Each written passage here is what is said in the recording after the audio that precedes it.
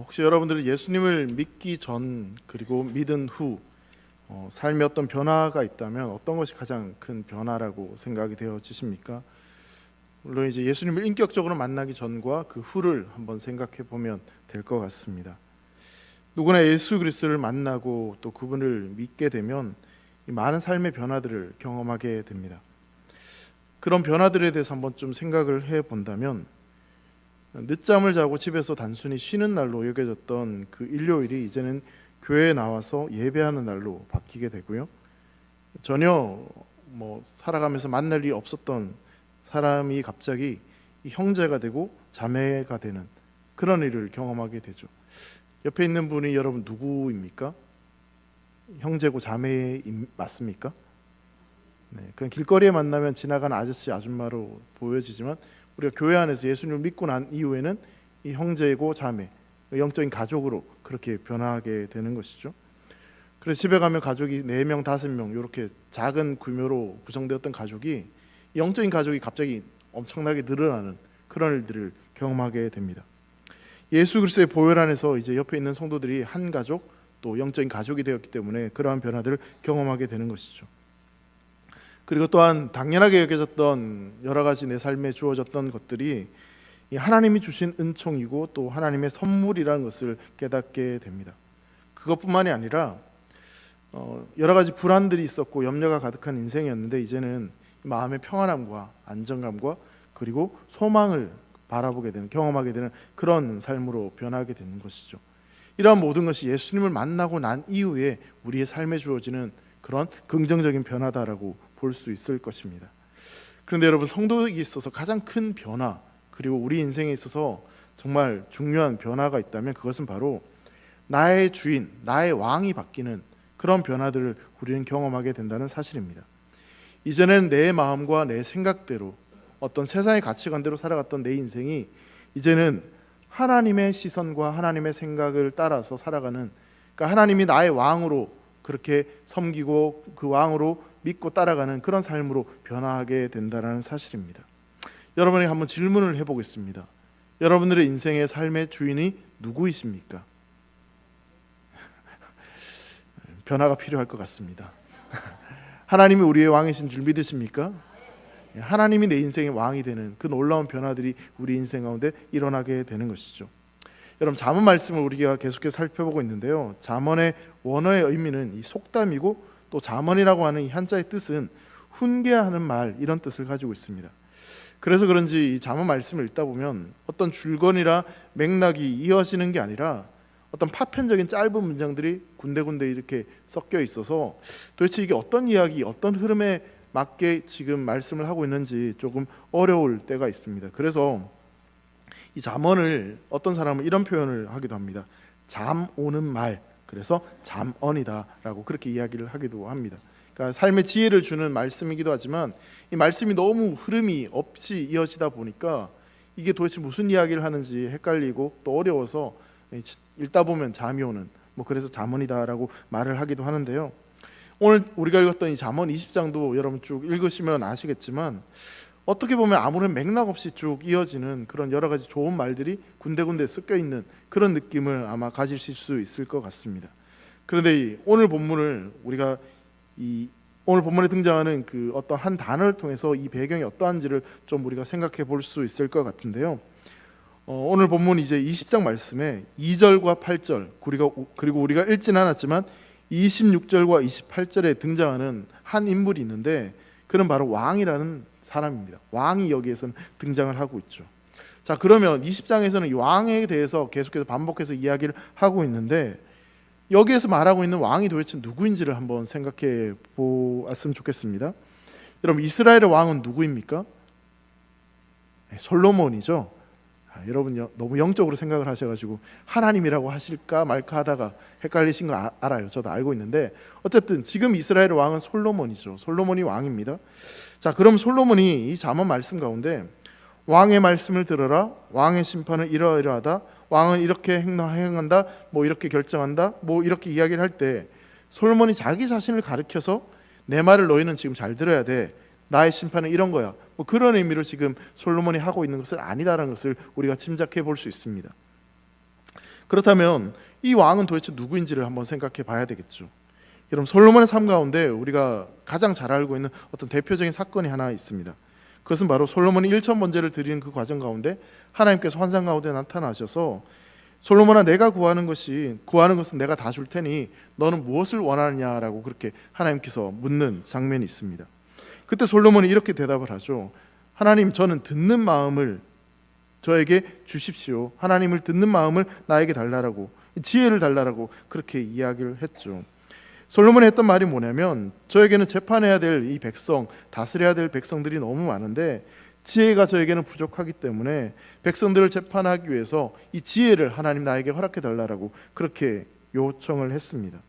백성들에게 여러 가지 소리를 듣는 소리, 들을 길을 달라는 의미도 있지만, 이 솔로몬이 이야기했던 이 말의 정확한 의미로는 이 하나님께서 하신 말씀을 잘 들을 수 있는, 하나님이 주시는 그 지혜를 발견할 수 있는 그런 지혜를 달라라고 그렇게 솔로몬이 이야기를 했던 거죠. 솔로몬이 아무리 똑똑한다고 해도, 아무리 힘이 있다 해도 하나님보다는 더 똑똑할 수 없고, 또 자신의 지혜가 아무리 뛰어난다 해도 하나님의 지혜보다는 한없이 모자라기 때문에 이 하나님이 주시는 지혜, 그리고 하나님이 주시는 그 마음들을 얻기를 그렇게 솔로몬은 간구를 했습니다. 그것이 솔로몬의 고백이었고 솔로몬의 바람이었습니다. 자, 그런 의미에서 본다면 솔로몬은 자신을 이스라엘의 단순한 왕으로 생각한 것이 아니라 진짜 왕은 하나님이다라는 것을 인식하며 그렇게 살아왔던 삶이었다는 것을 보게 되는 것이죠. 솔로몬은 하나님의 말씀을 듣고 그 말씀대로 순종하는 그런 왕이 될 것을, 그러니까 진정한 왕이신 하나님 말씀을 듣는 그런 삶을 살겠다라고 고백을 하며 나아갔던 것입니다. 자, 그렇다면 본문에서도 말하고 있는 이 왕은 이 솔로몬이 그의 평생에 바라보고 또 듣기를 원했던 그 지혜를 사모했던 하나님이 바로 왕이다라는 것을 우리는 알게 되는 것입니다. 자, 오늘 본문에 보면 그렇다면 그 하나님께서는 어떤 왕으로 소개되고 있고 또 그 하나님이 다스리시는 나라는 어떠한 나라인지에 대해서 몇 가지 우리가 찾아볼 수 있을 것 같습니다. 자, 먼저 2절 말씀인데요. 2절 말씀 제가 한번 읽겠습니다. 왕의 진노는 사자의 부르심 같으니 그를 노하게 하는 것은 자기의 생명을 해하는 것이니라 라고 말씀하고 있습니다. 왕의 진노를 사자의 표에 비유하면서 이 왕의 진노가 그렇게 무시무시하다는 것을 지금 말하고 있는 것이죠. 왕을 노하게 하는 것은 마치 이 사자를 건드려서 자신의 목숨을 잃게 되는 것과 같은 것이다 라고 그렇게 이야기를 하고 있습니다. 그리고 이제 8절 말씀에 또 왕이 등장하는데요. 심판 자리에 앉은 왕은 그의 눈으로 모든 악을 흩어지게 하느니라 라고 말씀하고 있습니다. 그러니까 왕은 지금 20장에서 등장하고 있는 이 왕은 악을 미워하는 왕, 악을 심판하는 왕으로 그렇게 표현이 되고 있죠. 그럼 8절 말씀을요, 공동 번역 성경을 보면 이렇게 번역을 하고 있습니다. 임금은 재판석에 앉아 나쁜 놈을 한눈에 가려낸다, 이렇게 번역을 하고 있습니다. 이 말씀을 한번 들으니까 여러분 어떤 느낌인지 확 오시죠. 그러니까 임금은 나쁜 놈을 판단하는, 분별해내는 그런 임금이다라고 그렇게 이야기를 하고 있습니다. 이 왕의 눈은 의와 악을 꿰뚫어 보는 그런 분별력이 있기 때문에 그 어떤 악도 왕의 눈을 피할 수 없고, 왕은 이 정의로운 재판을 통해서 모든 악을 제거한다. 바로 그 왕이 이제 잠언 20장에 등장하는 왕이다라고 그렇게 말씀드릴 수 있는 것이죠. 자, 이 왕은요, 어떤 개인의 기분이나 어떤 감정에 의해서 그렇게 분노하는 왕은 결코 아닙니다. 잠언 19장 12절 말씀 보면 이렇게 말씀하고 있어요. 왕의 노함은 사자의 부르심 같고 그의 연택은 풀 위에 있을 같으니라 라고 그렇게 말씀하고 있어요. 왕은 공의로 악을 심판하는 자이지만 왕은 또한 선하고 의로운 자들에게는 은혜를 베푸시는 그런 분으로 소개되고 있습니다. 왕은 선악을 분명하게 분별하고 심판하는 그런 왕, 하나님에 대해서 그렇게 지금 표현을 하고 있는 것이죠. 여러분, 성지순례를 가면요, 시내산에 올라가게 되는데 그 시내산에 올라가는 그 출발 지점에 캐더린 수도원이라고 하는 그 수도원이 있습니다. 혹시 성지순례 가보신 분은 이 캐더린 수도원을 지나서 이렇게 산에 올라가셨을 텐데요. 그 수도원에 가면 이 비잔틴 시대에 그려졌던 일종의 성화가 있다고 합니다. 그 가운데 예수님의 모습이 그림으로 그려져 있는데요. 그 그림을 보면 좀 이상한 장면을 발견할 수 있어요. 어떻게 이상하냐면 예수님의 눈이 비정상적으로 크게 그려져 있는 겁니다. 얼굴의 비례에 안 맞게 눈이 너무 큼직하게 그냥 얼핏 보면 정말 이상할 정도로 그렇게 눈이 크게 그려져 있는데 이 그림을 잘못 그린 게 아닌가 그렇게 생각할 수 있지만 당시에 이렇게 그림을 그렸던 이유는 이 눈을 크게 한다는 것을 통해서 주님이 지켜보고 계시고 주님이 보호하고 계신다는 사실을 그런 식으로 표현을 했던 것이죠. 여러분, 지켜본다는 것이 단순히 이제 악한 자들을 심판하기 위해서 그 악에 대해서 경고하시기 위해서 그것을 지켜보신다는 의미도 있지만, 그럼 또 다른 의미에서 본다면 눈동자와 같이 하나님이 택한 백성들을 바라보시면서 그들을 악한 자로부터 지켜주시기 위해서 그렇게 하나님은 우리를 향해서 시선을 두고 계신다라는 것을 그런 식으로 표현을 하고 있는 것입니다. 사랑하는 성도 여러분, 하나님은 우리의 왕이십니다. 그 왕이신 하나님은 악을 분별하시고 또한 택한 백성들을 보호하시고 지키시는 분이시다는 사실을 여러분 꼭 기억하셨으면 좋겠습니다. 시편 94편 9절 말씀 보면요, 이런 말씀이 있어요. 귀를 지으신 이가 듣지 아니하시랴, 눈을 만드신 이가 보지 아니하시랴 라고 말씀합니다. 왕이신 하나님은 모든 사람들을 정확하게 판단하시고 또한 심판하시는 분이다 라고 성경은 그렇게 말씀하고 있는 것이죠. 하나님만이 모든 것을 제대로 정확하게 판단하시고 분별하실 수 있다라는 사실을 성경은 지금 우리에게 말씀을 하고 있는 것입니다. 자, 다시 한번 정리해 보겠습니다. 하나님만이 모든 것을 판단하실 수 있는 분이십니다. 여러분 믿으십니까? 자, 그런데요, 문제는 뭐냐면 그렇게 하나님만이 모든 것을 판단하시고 분별하실 수 있다는 사실을 우리가 믿지만 때때로 우리가 살아가면서 우리는 내 판단과 내가 생각하는 어떤 선택, 내 지식이 옳은 것처럼 행동할 때가 있다라는 사실입니다. 자, 12절 말씀을 보세요. 12절 말씀 보면 듣는 귀와 보는 눈은 누가 다 지으셨다고요? 다 여호와께서 지으신 것이니라 라고 말씀하고 있습니다.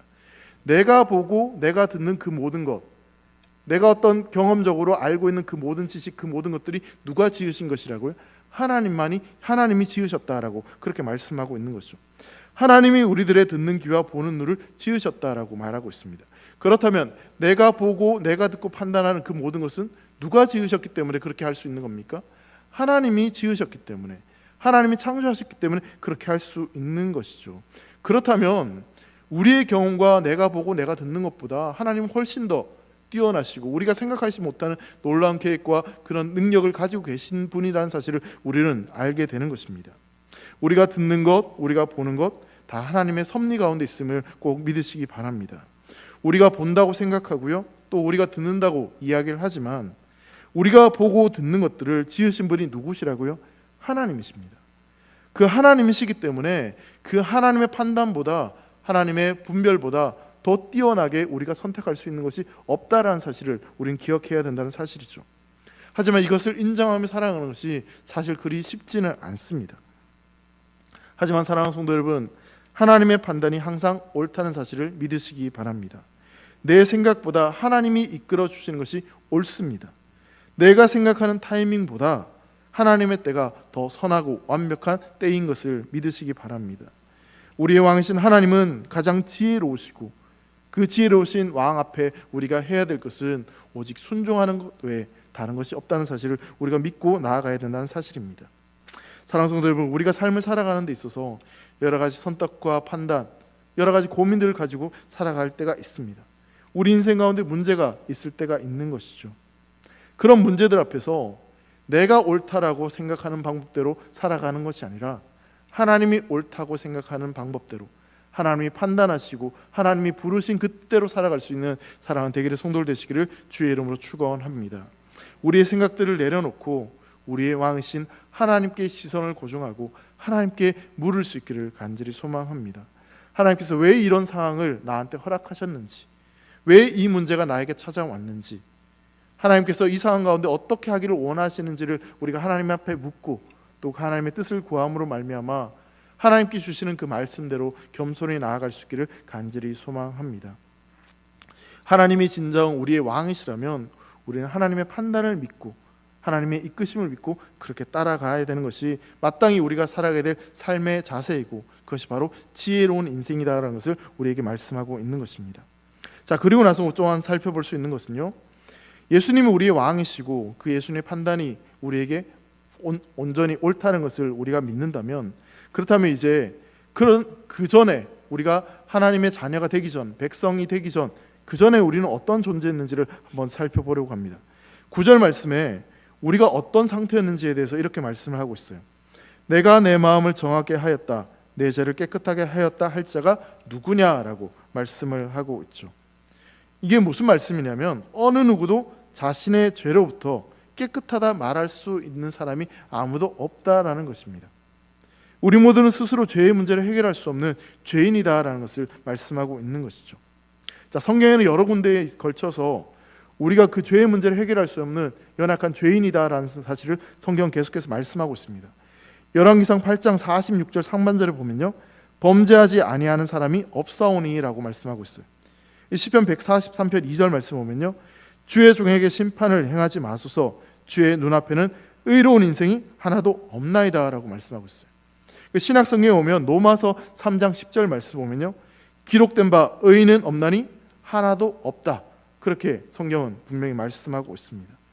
우리 모두가 죄인이라는 것을 성경은 분명히 선언을 하고 있습니다. 여러분, 죄라는 것이 어떤 의미가 있는 것이겠습니까? 죄라는 말은 어원적으로 이 화살이 관역을 빗나간 것을 그렇게 이야기합니다. 관역을 빗나간 삶, 그것을 죄라고 이야기하는 것이죠. 그러니까 하나님의 창조의 목적에 벗어나서 하나님께 반역해서 스스로 왕자에 오른, 그러니까 하나님이 왕이신데도 불구하고 내가 왕인 것처럼 그렇게 살아가는 것이 바로 죄다라고 이야기하는 것입니다.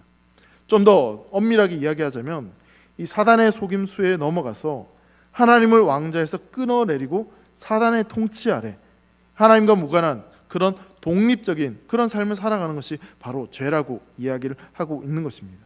그렇다면 그 죄의 결과가 무엇이겠습니까? 하나님을 왕으로 섬기지 않고 내가 내 삶의 주인처럼 살아가는 그 죄의 결과가 무엇이냐는 것이죠. 죄는 생명의 근원 대신 이 하나님으로부터 우리를 분리시켜 버렸고, 우린 생명 없는 존재, 그 죽음의 지배 아래 살아가는 그런 존재로 만들어 버렸습니다. 이 공의로운 하나님께서 하나님의 심판 앞에서 그 무죄 선언을 받을 만한, 그리고 생명을 다시 얻을 만한 그런 방법이 우리에게는 전혀 없었다라는 사실이죠. 즉 스스로 죄를 해결할 수 있는 방법도, 또한 우리가 악을 멈출 수 있는 방법도 우리에게는 전혀 있지 않다라는 것을 성경은 우리에게 말씀해 주고 있습니다. 그런 우리가 어떻게 그 하나님의 공의 앞에서 하나님의 진노를 벗어날 수 있었습니까?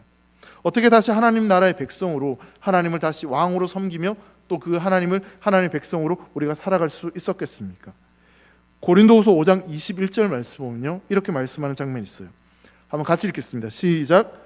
하나님이 죄를 알지도 못하신 이를 우리를 대신하여 죄로 삼으신 것은 우리로 하여금 그 안에서 하나님의 의가 되게 하려 하심이라. 오직 예수 그리스도 그분을 통해서 그 은혜가 우리를 죄와 사망으로부터 하나님의 진노와 심판으로부터 우리를 건져내어서 이제 하나님을 왕으로 섬기는 하나님의 자녀, 하나님의 백성으로 우리를 삼아 주셨다라는 것을 이야기하고 있는 것입니다. 우리를 위해 왕노릇 해주시고 우리를 자신의 백성 삼아 주시겠다는 하나님의 그 절대적인 은혜와 그분의 초청과 부르심으로 말미암아 우리가 다시 하나님을 왕으로 섬기는 그 자리로, 그 나라의 백성으로 살아갈 수 있게 되었다는 사실입니다. 다시 한번 우리가 기억해야 될 것은 우리의 자격이 있어서, 우리가 지혜로워서, 우리의 어떤 특별함이 있어서 그래서 우리가 하나님을 왕으로 섬기게 된 것이 아니라, 하나님이 우리를 초청하시고 불러주셨기 때문에, 하나님이 그 아들 예수 그리스도를 우리에게 보내주셨기 때문에 그 보혈의 은혜로 말미암아 우리가 하나님의 자녀, 하나님의 백성이 되었다는 사실을 여러분 꼭 기억하시기를 주의 이름으로 축원합니다. 자, 그렇다면 여러분, 이제 우리는 하나님의 자녀이고 하나님의 백성이 되었습니다. 그런 하나님의 자녀와 하나님의 백성이 되었다면 어떻게 우리가 삶을 살아가야 되는 것이겠습니까? 오늘 보면 6절과 11절 말씀 보면요, 우리가 앞으로 어떻게 살아가야 될지, 어떤 삶의 자세를 가져야 될지를 좀 추측하면서 살펴볼 수 있을 것 같습니다. 먼저 6절 말씀을 보시면요, 많은 사람이 각기 자기의 인자함을 자랑하나니 충성된 자를 누가 만날 수 있으랴라고 말씀하고 있습니다. 여러분, 6절 말씀은요, 자신이 진실하다고, 내가 충성스럽다고 말하고 떠드는 사람들은 참 많지만, 근데 실제로 그렇게 신실하고 충성된 사람을 찾아볼 수 없다라고 이야기를 하고 있는 것입니다. 그러니까 스스로 신실하다, 충성스럽다 말을 하긴 하지만, 근데 그 사람들을 가만히 살펴보면 전혀 그렇지 않다라는 것을 이야기하고 있는 것이죠. 자, 그렇다면 그 사람의 신실함과 그 사람의 충성함이 어떻게 드러나게 되는 것일까요? 그것은 그의 단순한 말이 나는 신실하다, 나는 충성스럽다, 자신이 하는 그 말을 통해서 그것이 증명되는 것이 아니라, 여러분 11절 말씀 보면요, 그 사람의 행동과 삶을 통해서 그것이 증명된다라고 이야기합니다. 11절 말씀 한번 같이 읽겠습니다. 시작. 비록 아이라도 자기 동작으로 자기 품행이 청결한 여부와 정직한 여부를 나타내느니라. 여러분 이게 무슨 말이겠습니까? 아이들도 이 아이들의 행동을 보면 그 아이가 정말 청결한지 정직한지 그렇게 분명하게 그렇게 알 수 있다라는 말씀입니다. 그러니까 6절과 11절 말씀을 이게 정리해서 살펴보면 사람의 행동이 그 사람의 정체성과 됨됨이를 보여주는 표지라고 그렇게 지금 이야기를 하고 있는 것이죠. 자, 이 말씀을 우리에게 적용하자면요, 우리가 진짜 왕이신 그 하나님의 통치 아래 그리고 그 하나님의 시선을 의식하며 살아가는 인생이라면 우리의 말만 그렇게 나는 하나님의 자녀다, 하나님의 백성이다라는 것을 이야기하고 말을 하는 것이 아니라 실제 우리가 살아가는 삶의 현장 속에서, 삶의 모습들 속에서, 행동 속에서 그렇게 하나님의 자녀다운 모습, 하나님의 백성다운 그 삶의 모습들이 드러날 수 있어야지, 그래야지 비로소 우리가 하나님의 자녀이고 왕이신 하나님을 믿고 따라가는 하나님 나라의 자녀다라는 것을 알 수 있다라는 것을 이야기하고 있는 것입니다. 자, 그래서 본문 7절은 이렇게 이야기를 합니다. 온전하게 행하는 자가 의인이라 그의 후손에게는 복이 있느니라라고 말씀하고 있죠. 그러니까 행함으로 실제로 삶 속에서 그렇게 말씀대로 순종하며 왕이신 하나님을 따라 살아가는 그 사람이 바로 의인이고 그 자손에게 복이 있다라고 말씀하고 있는 것입니다. 그런데 여러분 얼핏 이 말씀을 보면서요, 우리가 우리 어떤 행위 자체가 우리를 의롭다 하고 우리가 행위가 의로우니 하나님이 복을 주신다라고 그렇게 우리가 생각할 수 있지만, 여러분 정확하게 이 말씀을 보면요, 신약 성경에 와서 갈라디아서 2장 16절 말씀 보면 율법의 행위로서는 의롭다함을 얻을 육체가 없다라고 분명히 말하고 있습니다. 그 말은 뭐냐면 우리의 행동으로 우리의 모습으로 의롭다함을 받을 사람은 아무도 없다라는 것이죠. 여러분 성경에 보면요, 하나님 앞에 온전한 자라고 인정받았던 욥이 등장하죠. 욥기 1장 1절에 보면 이런 말씀이 있습니다. 그 사람 욥은 온전하고 정직하여 하나님을 경외하며 악에서 떠난 자더라라고 말씀하고 있어요. 욥을 향해서 온전하고 정직한 사람이다라고 그렇게 표현을 하고 있어요. 그러니까 하나님을 경외하면서 악에 떠난 사람이다라고 이야기를 하는데, 근데 그 욥을 9장 2절에 보면 이렇게 이야기를 합니다. 나의 인생이 어찌 하나님 앞에 의로우랴라고 이야기해요. 그러니까 세상 사람들 가운데 가장 온전하고 정직해서 그러니까 하나님을 경외한다고 생각했던 그 욥조차도 하나님 앞에서는 의로운 사람이 아니었다라는 것을 이야기하고 있는 것이죠. 그러니까 하나님 앞에 서봤더니 그 하나님 앞에 서는 그 순간 자신이 얼마나 더러운 존재인지를 욥도 깨닫게 되었다는 사실입니다. 결론적으로 여러분 말씀드리자면, 여러분 우리가 의인이 된 것은, 그리고 의롭다 된 것은요, 우리의 노력과 우리의 소구를 통해서 일어나는 것이 결코 아닙니다. 우리의 모든 죄를 도말해 주시고 씻어 주신 그 예수 그리스도의 은혜로 말미암아 우리가 하나님의 자녀가 되었다는 사실을 꼭 기억하시기를 주의 이름으로 축원합니다. 그래서 여러분 온전히 행한다는 것은요, 결코 죄를 짓지 않고 모든 율법을 다 지키는 그런 삶, 그렇게 살아가기 때문에 의인이라고 인정받는 그런 삶을 이야기하는 것이 결코 아닙니다.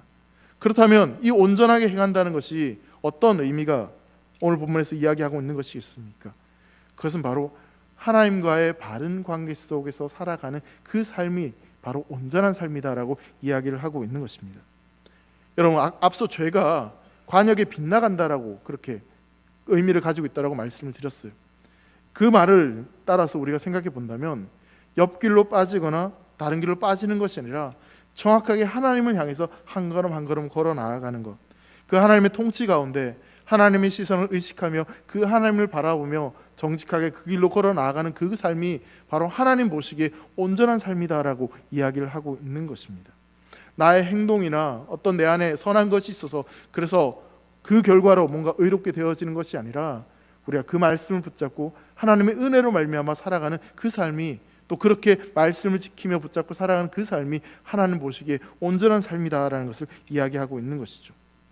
하나님의 왕 되신 나라의 그 자녀들은 이제는 하나님을 미워하시는 것을 함께 미워하고 하나님 나라의 백성은 이제 하나님이 기뻐하신 것을 함께 기뻐하고, 그래서 정말 하나님이 원하시는 하나님의 통치 안에 머무는 그 삶이 바로 하나님 보시기에 온전한 삶이다라는 것을 성경은 우리에게 말씀하고 있습니다. 사랑하는 대길의 성도 여러분, 여러분들의 삶이 그렇게 하나님의 통치 가운데, 하나님의 시선 가운데 머무는 온전한 삶이 되시기를 주의 이름으로 축원합니다. 다른 길로 빠지거나 치우치지 않는 삶, 그래서 정말 하나님 기뻐하시는 그 삶을 향해서 한 걸음 한 걸음 함께 나아갈 수 있기를 주의 이름으로 축원합니다. 여러분, 그렇게 우리가 하나님의 통치 아래 그 온전한 삶을 살아가게 된다면 우리들의 삶에는 어떠한 일들이 일어나게 될까요? 로마서 14장 17절 말씀 보면요, 하나님 나라가 이러하다라는 그렇게 말씀하는 장면이 있습니다. 14장 17절 말씀 한번 같이 읽어보겠습니다. 시작. 하나님의 나라는 먹는 것과 마시는 것이 아니요 오직 성령 안에 있는 의와 평강과 희락이라. 여러분, 우리가 하나님 나라의 백성이 되었습니다. 그렇기에 우리도 단순히 먹는 것, 마시는 것, 뭐 그런 것들을 추구하는 것이 아니라 이제도 우리의 삶에 어떠한 일들이 일어나면 성령 안에 있는 의와 평강과 희락, 그런 삶이, 그런 영향력들이 우리 안에 생겨난다라는 것을 이야기하고 있는 것이죠. 여러분, 우리가 하나님 나라의 백성답게 우리의 왕이신 그 하나님을 바라보며 그 하나님의 시선을 의식하며 우리가 살아가게 된다면, 또 그것을 쫓아가게 된다면 우리는 우리의 삶의 곳곳에서 성경이 말하고 있는 이러한 평강과 희락과 기쁨이 우리에게 흘러 넘치게 되는 것을, 그런 의를 경험하게 된다는 것을 우리는 경험하게 됩니다. 오늘 말씀을 통해서도요, 그러한 것들이 하나님 통치 아래 있는 삶에 이러한 것들이 드러난다는 것을 이야기하고 있습니다. 그럼 먼저 10절 말씀을 보시면요, 한결같지 않은 저울추와 한결같지 않은 되는 다 여호와께서 미워하시니라 라고 말씀하고 있어요. 그러니까 하나님께서 미워하시는 것이 무엇인지를 지금 이야기하고 있죠. 자, 그리고 14절 말씀입니다. 물건을 사는 자가 좋지 못하다 하다가 돌아간 후에는 자랑하느니라 라고 말씀하고 있어요. 여러분, 10절과 14절 이 두 말씀을 보시면 이 말씀이 지금 어떤 상황에 예를 들어서 지금 이야기하고 있는 것이겠습니까? 어떤 시장에 거래하는 그런 상황을 두고 이야기하는 말씀이라는 것을 발견하게 되죠. 그럼 10절 말씀은요, 물건을 파는 사람의 입장이라면, 14절 말씀은 이 물건을 사는 사람의 입장을 지금 이야기하고 있는 거죠. 근데 두 말씀을 비교해 보면 각기 자기의 이익에 따라서 어떤 다른 기준을 적용하면서 부당하고 불이한 상거래를 하고 있다는 것을 발견하게 됩니다. 그럼 10절 말씀을 보시면요, 물건을 파는 사람이 이 저울추와 되의 단위를 바꾸어서 속여서 부당한 이윤을 추구한다라고 이야기합니다.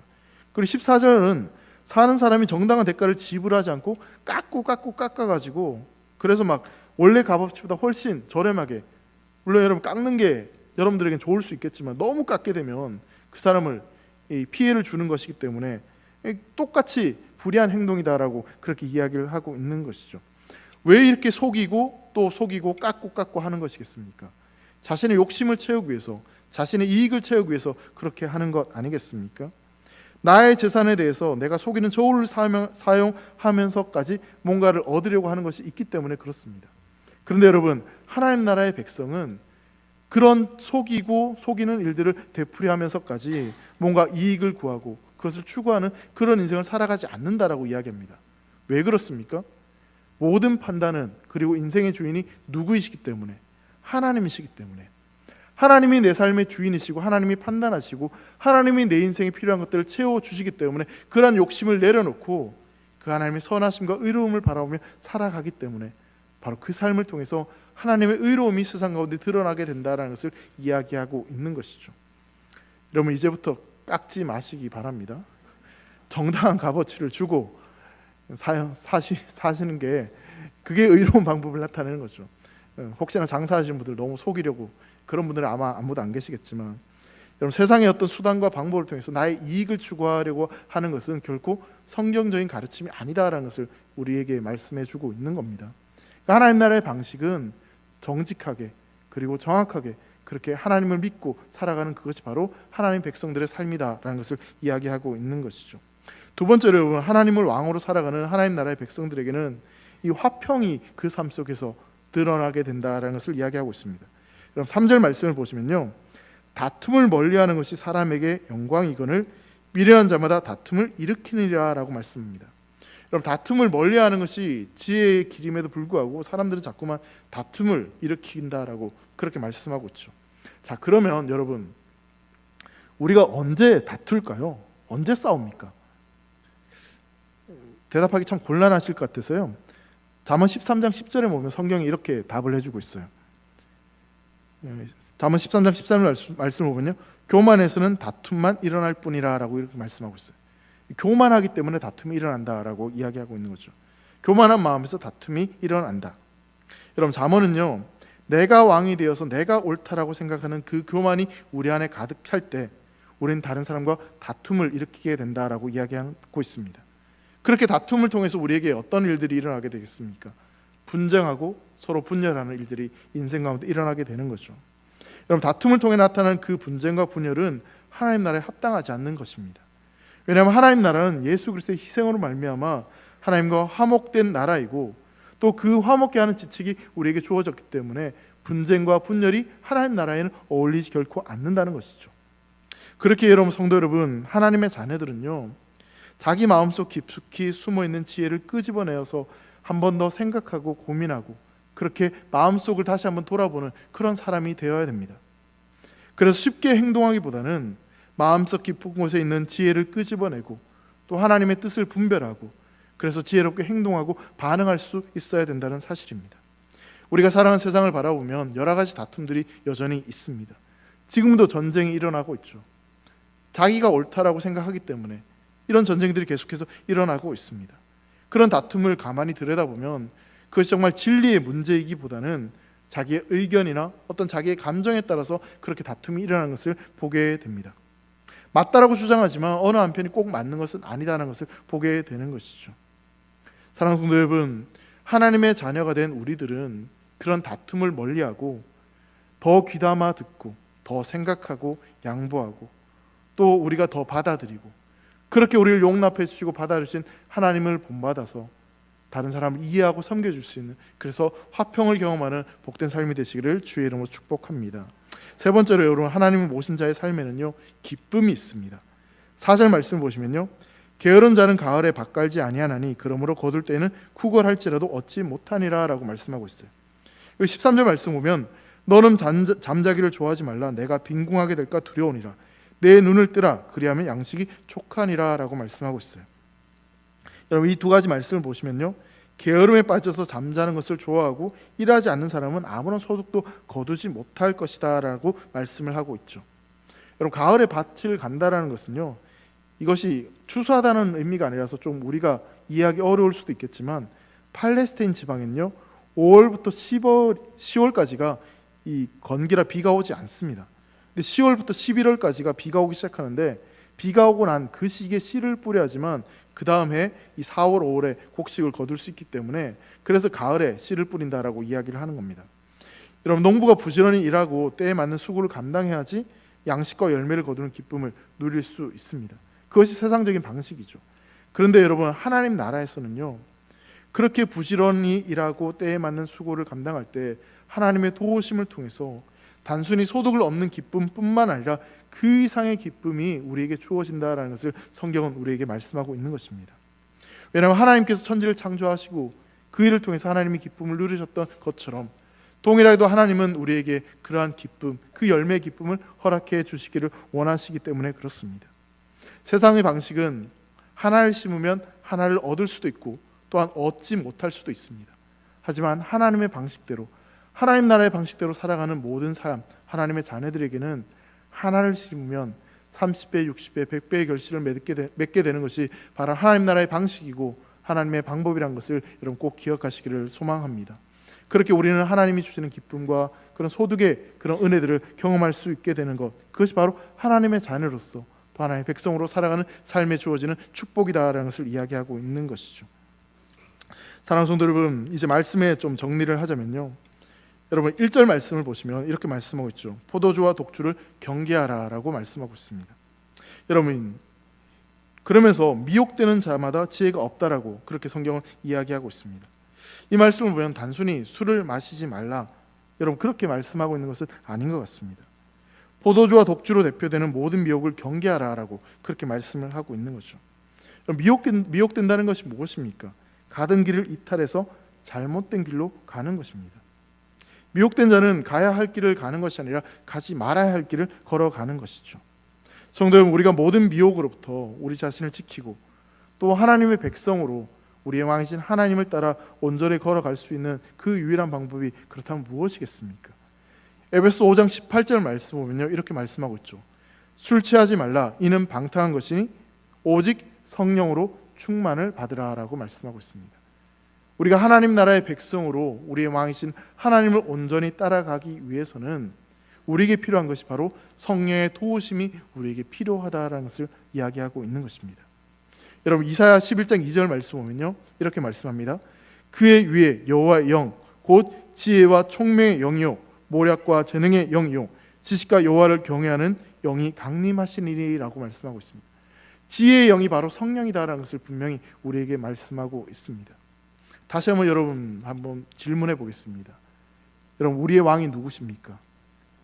우리의 왕이 하나님이신 줄 믿으십니까? 그 왕이 우리를 부르시고 초대해 주셨기에 우리가 하나님의 자녀가 되었고, 그리고 우리는 그 하나님의 자녀로서 누릴 수 있는 축복과 은혜를 경험하는 그런 삶이 된 줄 믿습니다. 그렇다면 우리가 그 하나님의 자녀와 백성다운 그 삶을 살아가기 위해서, 하나님의 시선을 의식하며 하나님을 바라보며 살아가기 위해서 우리에게 필요한 것이 무엇이겠습니까? 그것은 바로 성령이 우리에게 부어질 때, 성령이 우리를 도와주실 때 우리가 그러한 삶을 살아갈 수 있다는 것을 꼭 기억하시기를 바랍니다.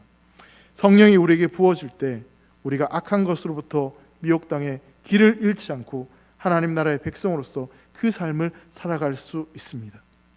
우리가 하나님의 백성으로 부름받은 하나님의 자녀로서 왕이신 하나님의 판단과 하나님의 시선을 의식하며 게으르지 않고 열심을 품고 우리 삶의 주인이신 그 하나님을 바라보며 하나님을 신뢰하며 그렇게 살아가는 대길의 성도들 되시기를 주의 이름으로 축원합니다. 함께 기도하겠습니다. 우리의 왕이신 하나님 아버지, 연약하고 부족한 우리 인생을 택하여 주셔서 하나님의 자녀, 하나님의 백성으로 삼아주시니 감사합니다. 하나님, 우리가 하나님의 자녀이며 하나님의 백성인 것을 꼭 기억하게 하여 주시고 오직 믿음으로 살아가게 하여 주시며 성령께서 우리를 도와주심을 통하여서 우리가 하나님의 뜻대로 그 부르심대로 살아갈 수 있도록 은혜를 베풀어 주시옵소서. 우리가 하나님의 백성으로 살아감으로 말미암아 우리의 삶의 터전 가운데 하나님이 주시는 의와 평강과 희락을 경험하며 그것을 이 세상 가운데 널리 확장해 나가는 그런 주의 백성들로 살아갈 수 있도록 인도하여 주시옵소서. 감사드리며 사랑하는 예수님의 이름으로 기도합니다.